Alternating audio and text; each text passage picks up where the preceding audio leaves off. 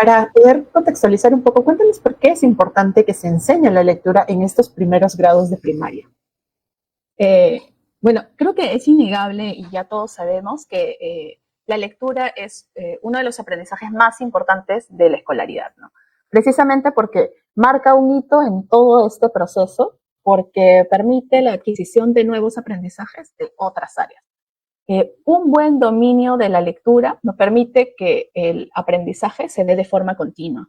Otro de sus beneficios también es que permite que el estudiante acceda o participe activamente en su sociedad, ¿no? Leer le va a permitir tener acceso a información útil para su bienestar, por ejemplo, para conocer sus derechos, incluso en la vida adulta ya para oportunidades económicas también, ¿no? Entonces, en realidad, la lectura sí es bastante importante. Por otro lado, aquellos estudiantes que no logran leer en los primeros grados de educación primaria tienen algunas dificultades que pueden ir, por ejemplo, desde la baja autoestima, al sentirse en desventaja con otros estudiantes que tal vez ya saben leer, desmotivación, en algunos casos que puede generar también comportamientos inadecuados en el aula, ¿no? Desde distracciones hasta un rechazo completo por realizar las actividades durante la jornada escolar y algunos efectos mucho más graves que pueden ir desde rezagos hasta el abandono escolar. Es por esto que, por lo menos para los maestros, enseñar a leer es una tarea ineludible, ¿no? Porque realmente llega a afectar la vida de los estudiantes.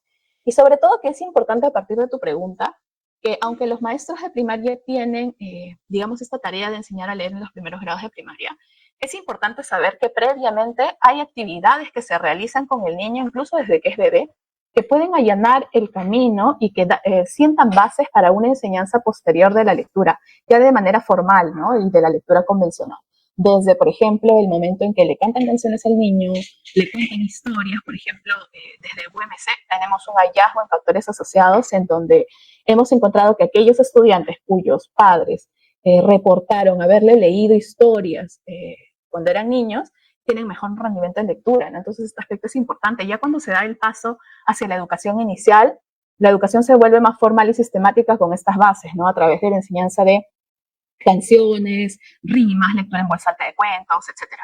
Todas estas bases previas son las que van a dar pie a que luego en los primeros grados ya los maestros de primaria puedan empezar con esta enseñanza de la lectura de forma más convencional, ¿no?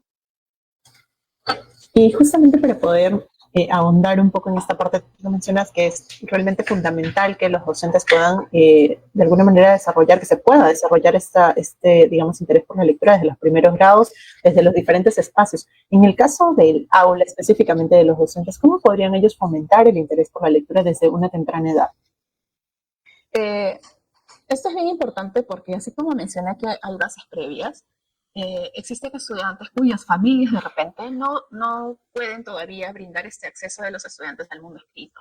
Por lo tanto, una de las primeras tareas de los docentes es brindarle al estudiante material de lectura que permita que el estudiante tenga un acceso al mundo escrito. En muchos casos, muchos estudiantes tendrán acceso al mundo escrito recién en la escuela por primera vez. Por eso es importante que los maestros provean a los estudiantes de material de lectura.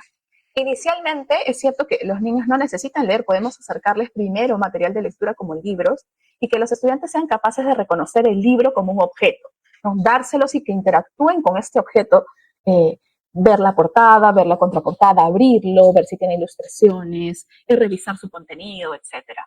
Y en una fase posterior, después de que el estudiante ya reconoce el libro como un objeto, podemos acompañarlos a través de la lectura en voz alta. Y también acompañar este proceso con algunas preguntas, ¿no?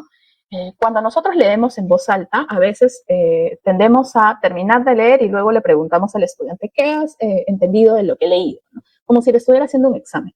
Es mejor no tener estas prácticas, pero lo que sí podemos hacer es brindar preguntas de tal manera que el niño note que que cuando se hacen preguntas en realidad lo que se quiere es realzar o darle sentido al texto, ¿no? Voy a darte un ejemplo. De repente están leyendo un texto sobre algún animal, ¿no? Entonces, el animal puede ser poco conocido, por ejemplo. Entonces, es importante que para que el niño acceda al texto y lo entienda, de repente tengo que resolver primero algunos temas con respecto al vocabulario. Entonces, abro el libro, empiezo a leer y le señalo una imagen, ¿no? Le señalo la imagen y le digo, a ver, ¿qué es esto? y el niño de repente no conoce al animal porque es poco conocido. El niño me puede decir, parece un animal, ¿no? Yo luego de su respuesta le puedo hacer una pregunta nueva o también le puedo hacer una precisión. En este caso, como el niño no sabe cuál es ese animal, hago una precisión, ¿no? Mira, este es un delfín, ¿no? Después de ese momento en el que yo hago esta precisión, puedo hacer una nueva pregunta para corroborar que este nuevo aprendizaje llegó al niño, ¿no? Para que la lectura continúe de manera fluida. Le puedo preguntar, por ejemplo, ¿cómo se llamaba este animal?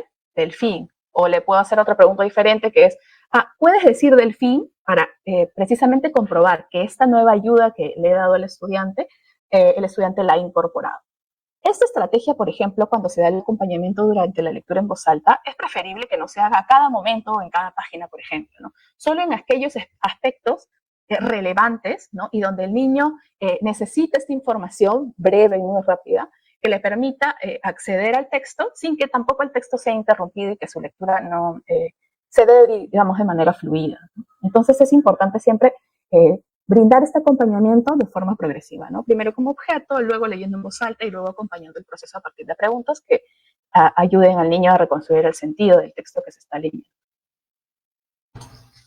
Y yéndonos un poco ya a la evaluación, ¿cómo es que se evalúa la competencia lee diversos textos escritos en su lengua materna? Sabemos que está dentro, forma parte de la ENLA 2023, como de las evaluaciones de logros de aprendizaje. ¿Podrías comentarnos tal vez un poco en qué consiste, cómo es que se implementa esta evaluación? Sí. En nuestro caso, nosotros utilizamos los documentos vigentes, los documentos curriculares vigentes para la elaboración del instrumento, tanto el Currículo Nacional de Educación Básica como el Programa Curricular de Educación Primaria. A partir de estos documentos nosotros elaboramos nuestro instrumento y en este instrumento nosotros incluimos tareas de lectura relacionadas con las 3 capacidades del área. En la pantalla van a poder ver, como para recordar un poco cuáles son estas 3 capacidades, ¿no? Tenemos tareas relacionadas con la obtención de información en los textos escritos, luego con infiere e interpreta información a partir del texto escrito y con evalúa la forma, el contenido y el contexto del texto escrito, ¿no? Además de tener en cuenta tareas de lectura sobre estas capacidades, digamos que estas tareas de lectura también están adaptadas a cada uno de los ciclos en donde realizamos las evaluaciones. Y para esto nosotros nos apoyamos en los desempeños ubicados en el Programa Curricular de Educación Primaria. Además, también tomamos en cuenta que en cada una de las descripciones de lo que los estudiantes deben lograr al final de cada ciclo, se indica que los estudiantes leen todo tipo de textos. Entonces, nuestras pruebas o nuestros instrumentos también presentan todo tipo de textos a los que los estudiantes se deben enfrentar. Y en el caso de la ENLA 2023, que como decíamos ha implementado esta evaluación de esta competencia en segundo grado de primaria, ¿qué han podido identificar respecto a este grado en esta competencia? Bueno, seguramente vamos a ver en una imagen lo que nosotros hemos encontrado por lo menos en el 2023, ¿no? Hay más de un 30% de estudiantes que realmente llegan al nivel satisfactorio, pero más allá del rótulo de nivel satisfactorio, ¿qué implica este nivel? ¿Qué es lo que saben los estudiantes cuando logran lo que se espera en esta competencia? Por ejemplo, esos estudiantes identifican información cuando se presenta mucha información en competencia. Estos estudiantes realizan inferencias dentro de un párrafo y realizan inferencias globales, es decir, a partir de todo el texto. Estos estudiantes reflexionan a partir del contenido y son capaces de aplicar lo que han visto, información del texto, en situaciones nuevas, ¿no? Eso es todo lo que logran los estudiantes y es lo que se espera de ellos. Sin embargo, como verán en el cuadro, hay también más de un 50% de estudiantes que se ubican en el nivel en proceso. ¿Qué quiere decir el nivel en proceso? Que a diferencia de lo que hemos descrito en el nivel satisfactorio, los estudiantes del nivel en proceso realizan tareas muy sencillas, muy elementales, básicamente relacionadas con obtención de información, porque identifican información relevante, pero cuando está en alguna posición notoria del texto, en el título, en la primera oración. Y si realizan inferencias que se pueden hacer a partir de 2 ideas contiguas, ¿no? Que están una al lado de la otra. Realizan estas tareas en textos predominantemente o narrativos o descriptivos. si se dan cuenta, hay logros que todavía estos estudiantes deben conseguir. Sin embargo, lo que más nos preocupa, y creo que lo van a ver en la siguiente imagen, es un 6,1% de estudiantes que todavía se encuentran en el nivel en inicio. Estos estudiantes no logran hacer las tareas sencillas que hemos descrito del nivel en proceso. Si no logran realizar estas tareas sencillas en textos breves, narrativos y descriptivos de un párrafo, significa que estos estudiantes podrían tener ciertas dificultades con respecto a su alfabetización inicial. Entonces, a partir de estos resultados, lo que notamos es que el gran reto que tienen los maestros durante este tercer ciclo es que tienen en sus aulas estudiantes que logran aprendizajes, que están en proceso y que realizan tareas sencillas, y estudiantes que tienen dificultades diversas con respecto a la alfabetización inicial, todos en una misma aula, ¿no? Entonces, para cubrir con este reto, una de las principales acciones, las primeras acciones que se deben realizar, es hacer un diagnóstico, porque necesitamos saber qué es lo que saben los estudiantes, ¿no? Esto nos permitirá luego tomar mejores decisiones sobre cómo mejorar la lectura de forma progresiva. Y aquí sí me gustaría hacer una observación, porque a veces lo que queremos es llegar a la meta y le damos a todos los alumnos un texto según lo que se espera, con tareas de lectura muy complejas, pero no estamos ayudando precisamente a generar ese paso a paso que va a ayudar a los estudiantes a su avance de forma progresiva, ¿no?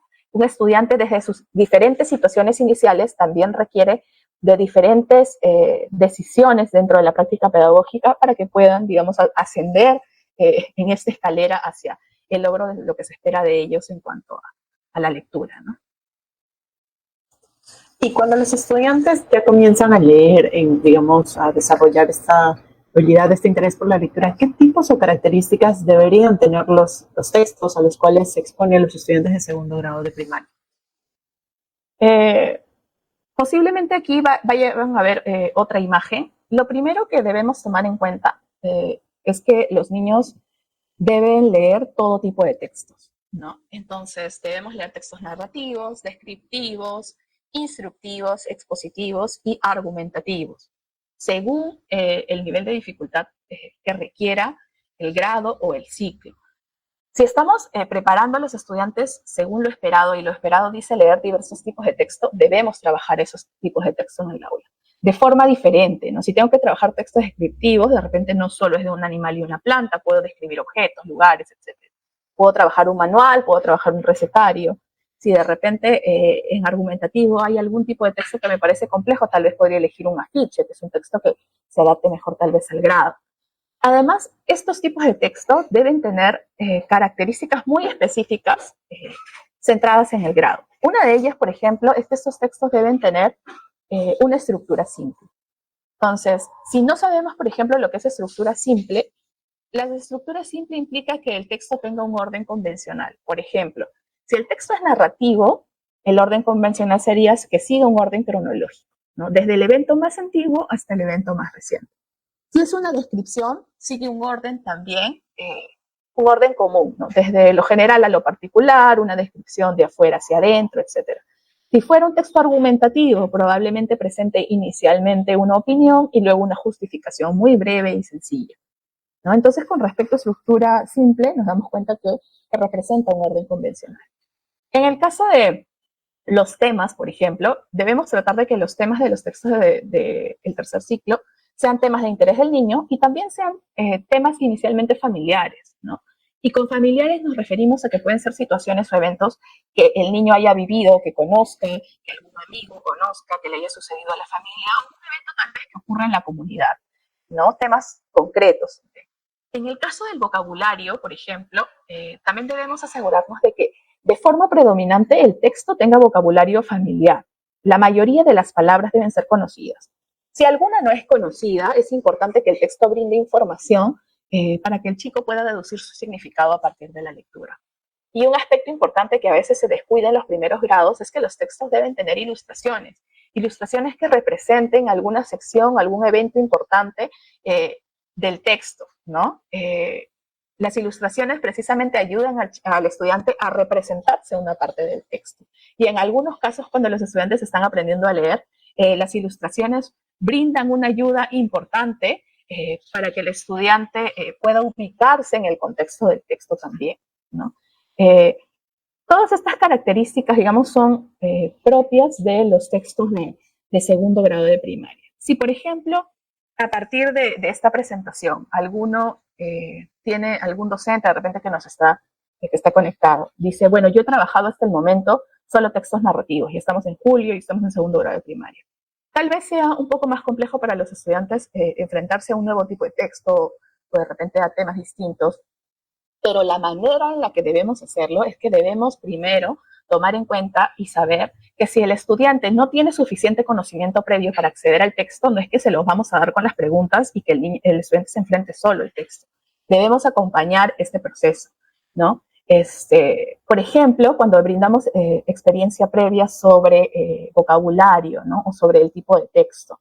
Imagínense que quieren presentar a sus estudiantes una breve explicación de huellas dactilares, pero les parece que dactilares es una palabra muy compleja. Uso alguna situación de repente de la escuela o algún recuerdo que tenga el estudiante. ¿Recuerdas, por ejemplo, cuando elegimos al alcalde de la escuela o al delegado? ¿No? Usan un huellero, le explican que es una huella dactilar, la analizan. Y cuando le dan el texto, pueden recordar esa situación como conocimiento previo. Si ustedes se dan cuenta que con este conocimiento previo que ustedes compartieron no es suficiente, ayuden a sus estudiantes para que entiendan cómo incorporar ese conocimiento previo e integrarlo con la información del texto, ¿no? ¿Recuerdas cuando hicimos esta actividad? ¿Cómo hiciste esta huella? Con el dedo, ¿no? Y le voy haciendo preguntas para que lo recuerde y lo incorpore y lo integre al texto. Y así el estudiante puede, de manera mucho más sencilla de repente y fluida, reconstruir el sentido del texto, ¿no? Y así es acompañado también por su maestro. Y ya que hemos analizado esta diversidad textual, nos has mencionado algunos ejemplos que el docente podría ir incorporando, digamos, en esta rodalía también, viendo estos diferentes formatos y tipos de texto que existen, que son importantes. Tal vez sería bueno que nos puedas precisar y enfatizar por qué es importante que los docentes brinden esta diversidad de textos en el aula de los estudiantes, ¿no? Considerando todos estos ejemplos que nos has mencionado. Esto es muy importante porque en realidad los estudiantes en su entorno ya se enfrentan a diferentes tipos de texto, ¿no? Es porque no se los brindemos en la escuela no quiere decir que los estudiantes no los vean. Entonces es importante que en la escuela, donde están los lectores expertos, que son los maestros, permitan brindar información y den este acompañamiento para que los estudiantes, cuando tengan que leerlos en su entorno, estén preparados para ello. ¿Qué sucede? Que cuando no enfrentamos a estos estudiantes, imaginen que en la clase para nosotros lo importante es que el estudiante solo sepa leer y recoger información, sin distinguir, por ejemplo, el propósito comunicativo de un texto. Un estudiante podría leer, por ejemplo, un texto argumentativo y como ha aprendido que todos los textos me dan información real, tal vez él piensa que en el texto argumentativo toda la información que está ahí es objetiva y no distingue que el texto argumentativo puede tener opiniones, ¿no? Y que las justificaciones de repente se incorporan o se seleccionan estratégicamente con el propósito de convencer, ¿no? Entonces, para mí, todo lo que está en este texto argumentativo es real. Y no lo distingo de repente de otro texto que sí tiene información objetiva, de repente como un texto expositivo, ¿no? Entonces, lo que estamos haciendo al evadir el trabajo con los tipos de texto, en realidad le estamos quitando al estudiante la oportunidad de tener herramientas con las que pueda enfrentarse al texto y poder interpretar estos textos y cuáles son sus propósitos, ¿no? Y cómo también, hasta cierto punto, pueden afectarlos cuando sean adultos, ¿no? Es importante reconocer que es necesario trabajar los tipos de texto para que el estudiante precisamente tenga estas herramientas. Ya hemos visto, digamos, esta capacidad, hemos analizado un poco los resultados y creo que vamos a ir ahora a la parte que definitivamente le interesa mucho más a la comunidad educativa, pero los invitamos a que puedan reflexionar en torno a lo que Giovanna nos está comentando. Es importante que puedan hacer un análisis muy exhaustivo de estos hallazgos que se han identificado en la ENLA 2023, que analizan estos desafíos que menciona Giovanna en los primeros grados de primaria. En segundo grado de primaria ha sido un grado incorporado dentro de la ENLA 2023 y que presenta hallazgos en los reportes que ya se encuentran publicados en la web. Vamos ahora a las sugerencias pedagógicas. ¿qué sugerencias podrían aplicar los docentes para ayudar a los estudiantes que tienen dificultades en la lectura en este grado específicamente? Lo primero que, lo primero que se debe hacer, digamos, cuando un estudiante tiene dificultades y de repente tampoco ha tenido algunas bases previas, es algo que muchos docentes conocen, que es tener un aula letrada, ¿no? Es importante que el aula sea un espacio donde tenemos variedad de textos. Sin embargo, los textos no deben ser tomados en cuenta como si fueran una decoración, ¿no? El aula letrada ayuda luego en la enseñanza de la lectura porque hay una persona que interactúa con estos textos, que los necesita y le muestra al estudiante que leer y este texto es necesario en su vida diaria. ¿Qué textos, por ejemplo, solemos tener en el aula y que usamos continuamente? Uno de ellos, por ejemplo, es la lista de asistencia. Es un texto donde están los nombres de todos los estudiantes. Si yo leo la lista de asistencia en voz alta, el estudiante va a ver que el docente usa este texto y lo necesita y tiene un propósito. Y la razón por la que lo lee diariamente en voz alta es para conocer quién ha asistido o quién no ha asistido al aula. Posteriormente incorpora al estudiante a estas prácticas y tal vez sea el estudiante el que asume esta tarea de repente día a día, ¿no? Y mientras va aprendiendo, va leyendo también su nombre, ubicando su nombre primero, luego puede leer los nombres de sus compañeros, ¿no? Otro texto que solemos tener en el aula y que puede ser base para generar conversaciones a partir de cómo se da el mundo escrito, es el horario escolar. Seguro lo van a ver en la imagen y nosotros lo hemos presentado también en el informe de este año. Si yo tengo un horario en mi aula, entonces no solamente lo leo en voz alta, puedo señalar cada uno de los días y leerlo en voz alta, ¿no? Lunes, martes, miércoles, jueves, viernes, indicar qué cursos se está trabajando cada uno de los días. Luego puedo hacer preguntas a los estudiantes, ¿no? Por ejemplo, ¿qué vamos a trabajar el día miércoles? A los niños que busquen, ¿no? Que busquen el área. ¿Dónde dirá, por ejemplo, matemática? Y le hago preguntas al niño sobre lo que sabe acerca de la lectura, ¿no? Entonces el niño de repente me va a decir, yo creo que matemática dice aquí. Y siempre no debemos hacer estas preguntas únicamente porque los estudiantes van a pensar que leer es adivinar y no es adivinar. Debemos completar esta serie de preguntas con otras que nos permitan conocer las hipótesis que tienen los niños sobre la lectura, ¿no? Tú dijiste que matemática, decía matemática aquí. ¿Por qué crees que aquí dice matemática? Y ahí voy a conocer qué cosas sabe el niño.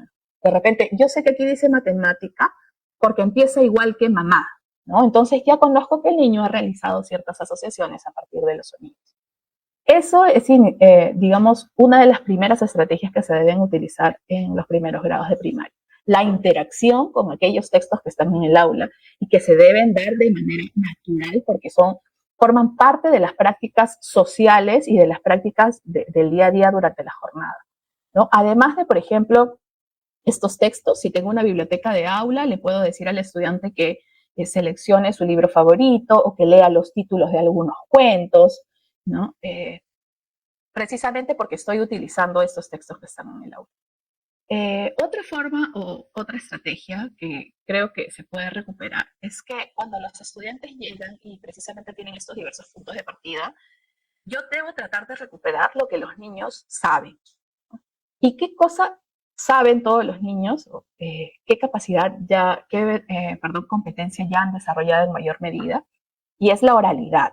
Entonces, si todos los estudiantes están preparados un poco para esta competencia, entonces yo tomaré eso como base. Además, esto me ayuda a hacer una adecuada transición entre inicial y primaria, ¿no? A veces se piensa que en primaria ya deben sentarse, leer y llenar una ficha.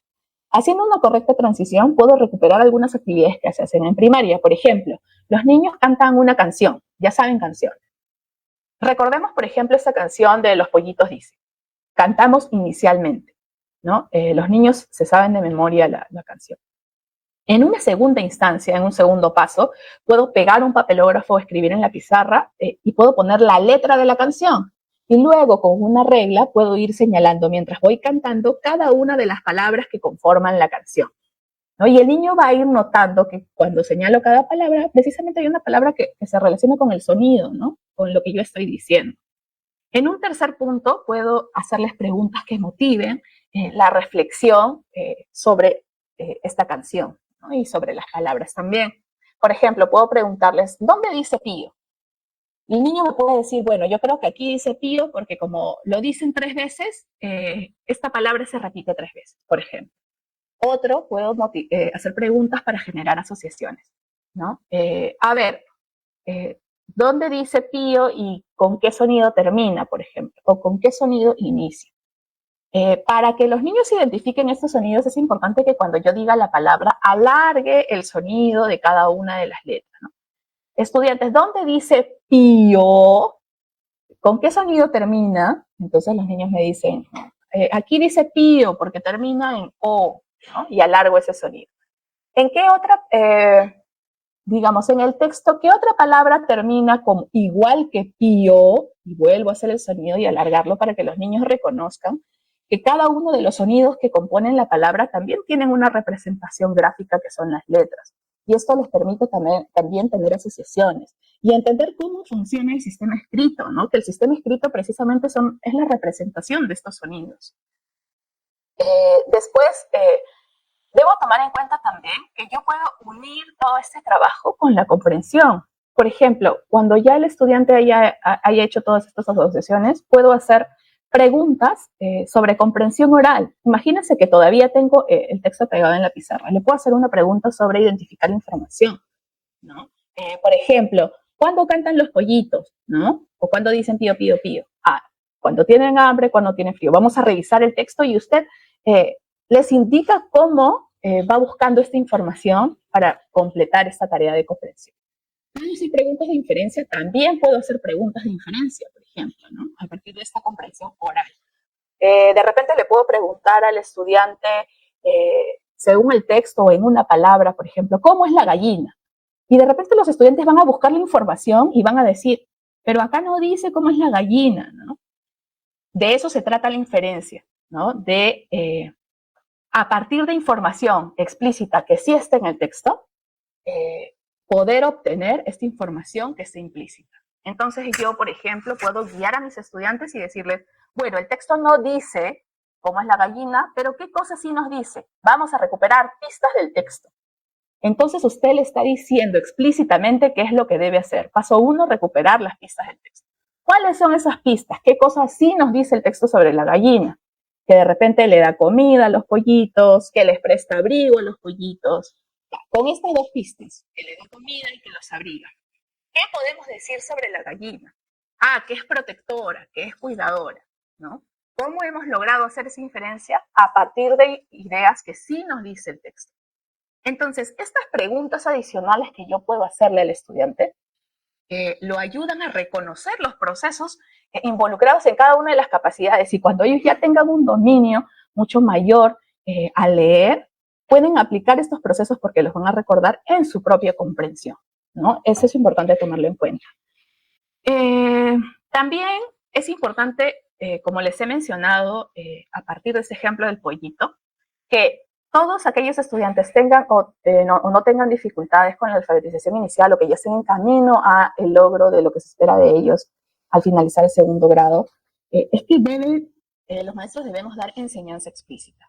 ¿Y qué quiere decir enseñanza explícita? Que les debemos indicar paso a paso qué es lo que un estudiante debe hacer cuando se enfrenta a diferentes tareas. Lo mismo que hemos hecho con la pregunta de inferencia sobre el pollito, en donde les dije qué íbamos a hacer primero y qué íbamos a hacer después, es lo mismo que ustedes pueden trabajar en sus aulas. Lo que no se debe hacer es dar un texto, llegar a una clase, dar un texto y dar preguntas, ¿no? Y solamente decir, a ver, ¿quién lo hizo? Sí, esto está bien, no, esto está mal. Porque no estamos haciendo el trabajo de acompañar a los niños y de enseñarles a leer. Y enseñar a leer no solamente de codificar, enseñar a leer significa tener precisamente estas estrategias para comprender mejor y reconstruir el sentido del texto. ¿Qué puedo, por ejemplo, recuperar en la enseñanza explícita? Hay una estrategia que se llama modelado metacognitivo y vamos a ver en las pantallas un ejemplo que también se ha incluido en el informe de 2º grado de primaria. El modelado metacognitivo implica que el docente, como lector experto, diga en voz alta cuáles son los procesos cognitivos que él realiza para desarrollar una tarea, ¿no? no solo le indica los pasos, que es lo que se ve en la enseñanza explícita, sino que dice incluso lo que piensa, ¿no? ¿Qué cosa me pregunto cuando estoy leyendo? ¿En qué pienso? ¿Cómo llegué a la respuesta? ¿Qué pistas saqué? ¿Por qué elegí esas pistas? ¿No? Entonces, por ejemplo, para encontrar una idea importante en cada uno de estos párrafos, se da un ejemplo de modelado metacognitivo. Primero comparo las dos oraciones que hay en la opinión de Maura. Creo que los dulces son dañinos y los niños no deben comer ningún tipo de dulce. Luego me pregunto, ¿cuál será la información más importante y cuál será la información que sirve como apoyo? Y me doy cuenta que la primera idea en realidad está apoyando a la segunda. Por eso yo creo que la segunda es la principal y la subrayo.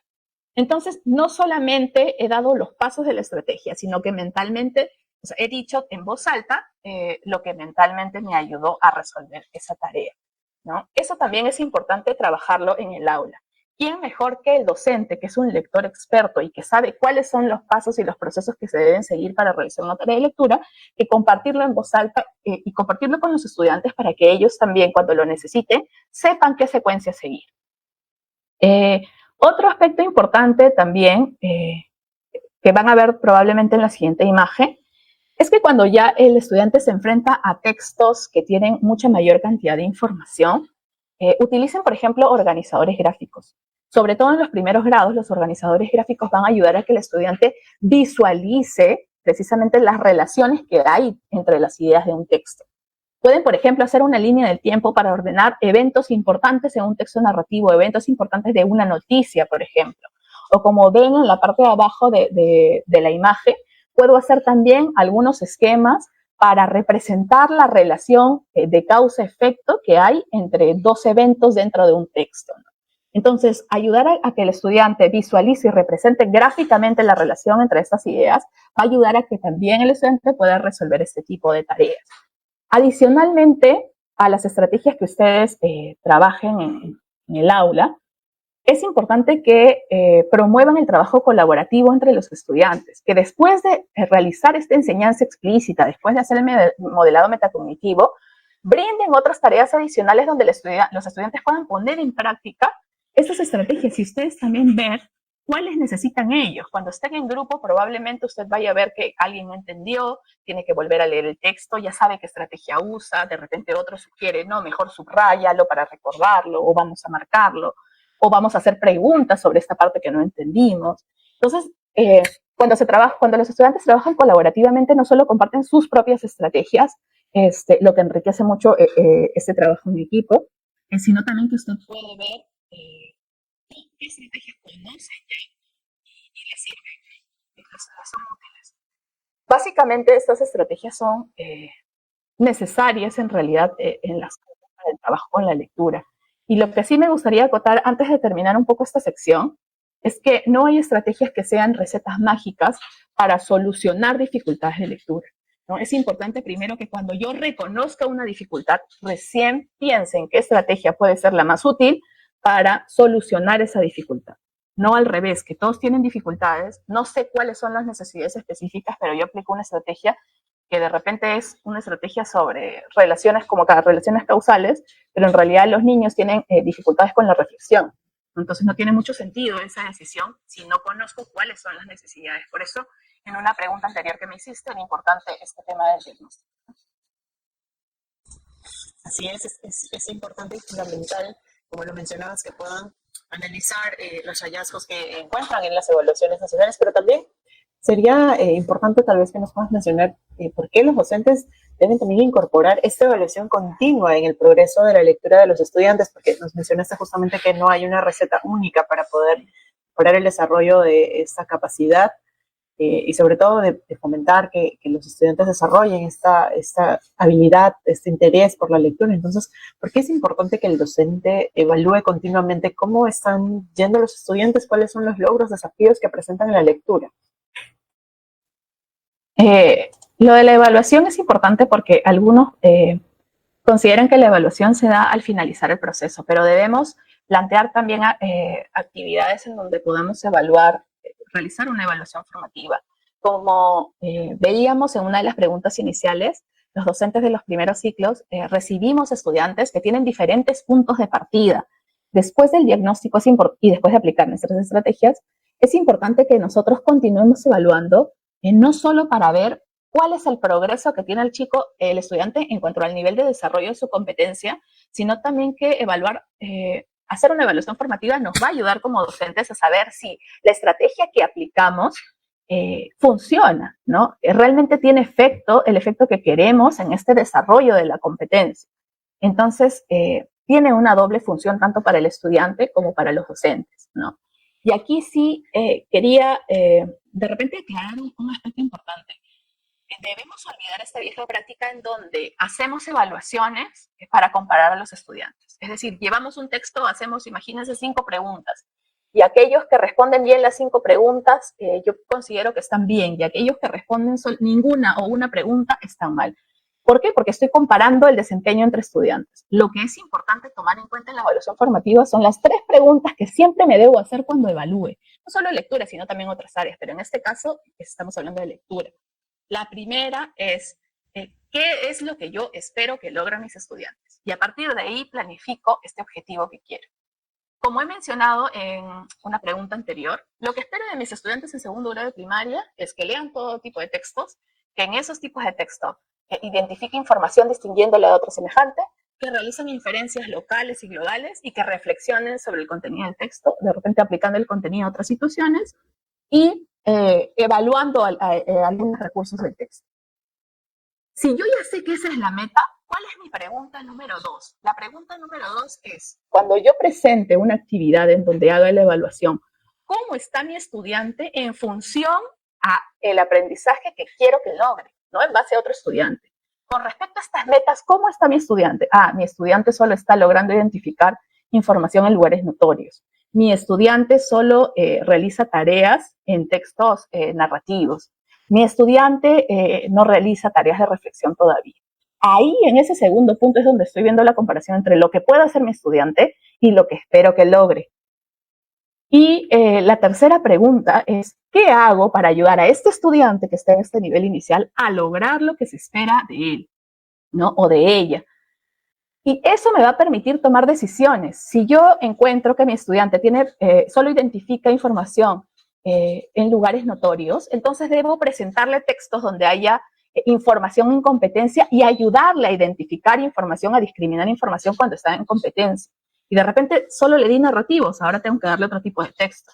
Imagínense que van a un centro de salud y ven una campaña de vacunación y dicen, bueno, va a haber vacunación se van a dar estas 3 vacunas para tratar estas 3 enfermedades en estos 3 días. Tienen mucha información en competencia, tienen fechas, tienen enfermedades, tienen nombres de vacuna.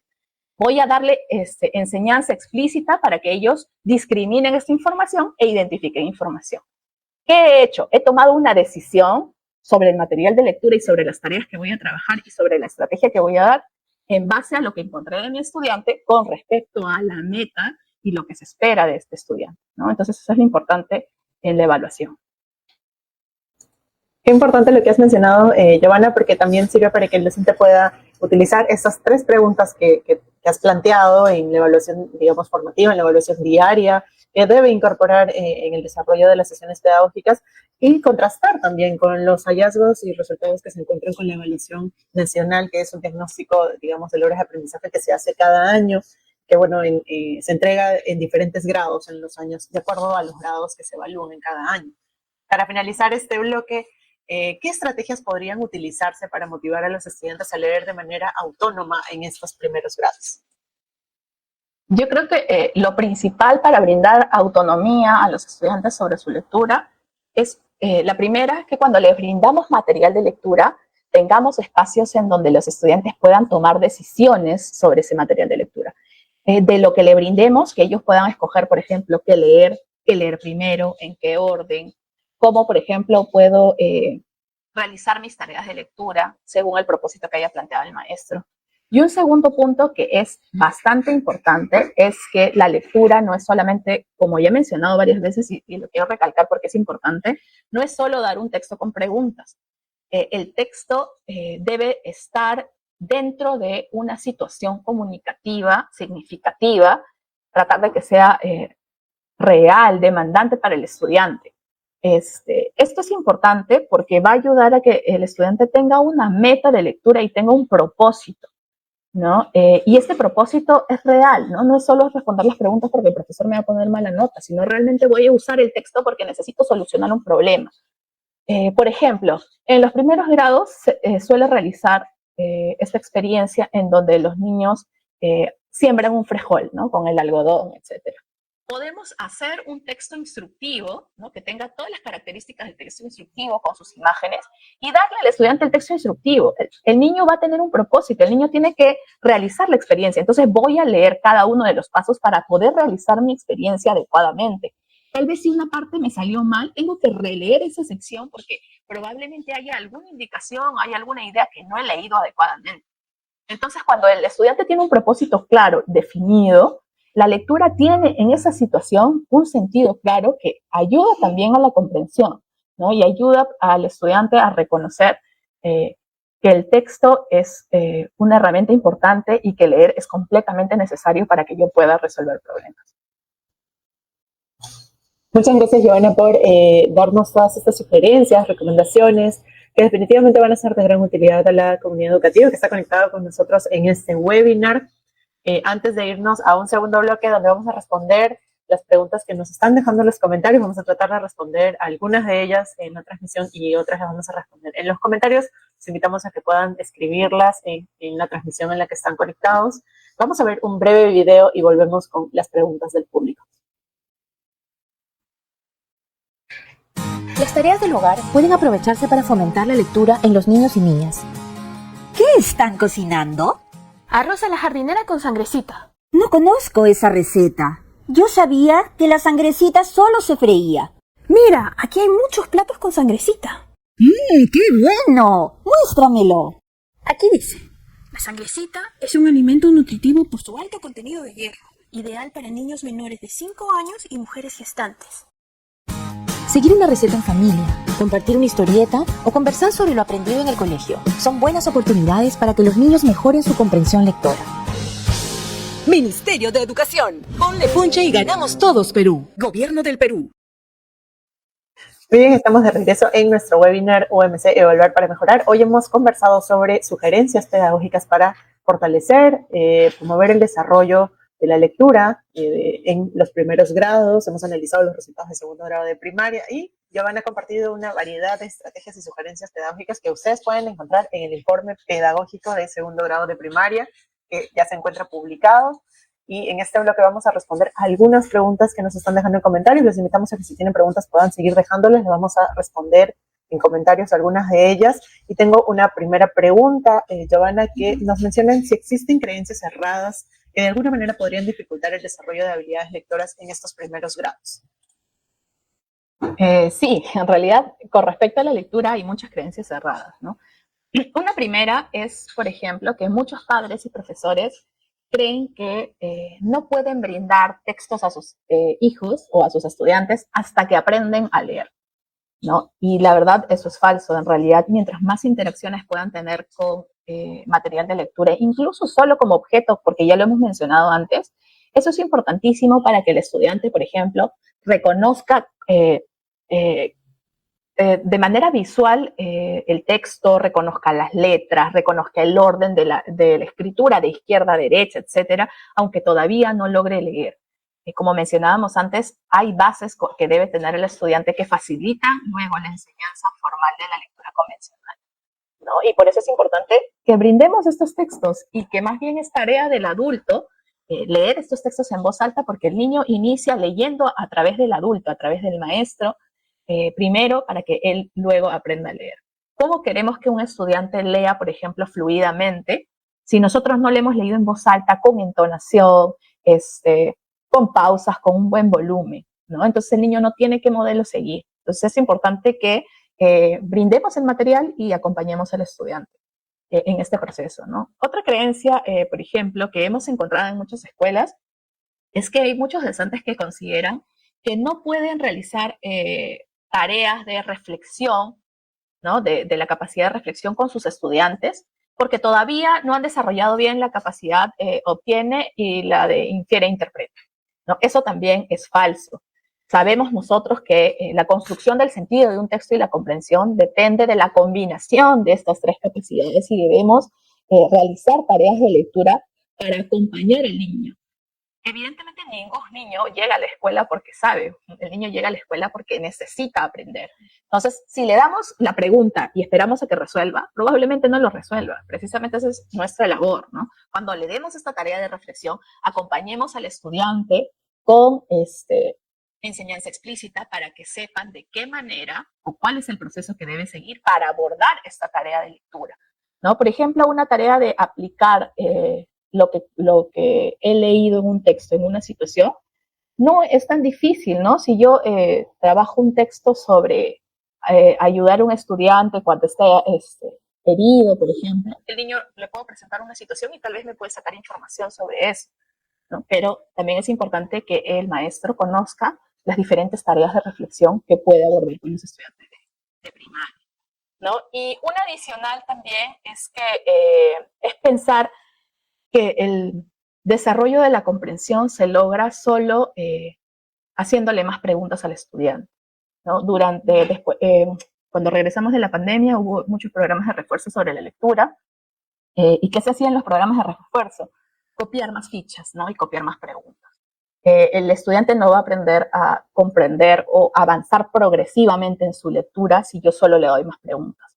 Como hemos visto en las anteriores preguntas y respuestas, debemos acompañar siempre el proceso, ¿no?